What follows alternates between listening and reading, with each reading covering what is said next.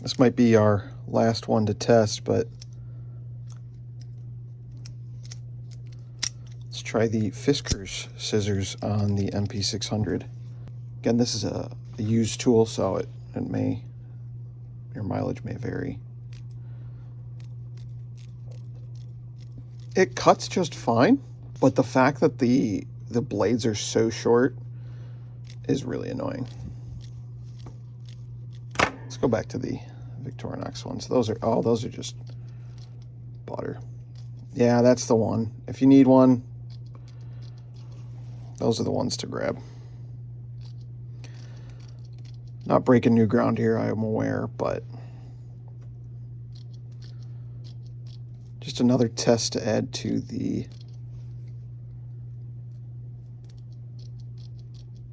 group.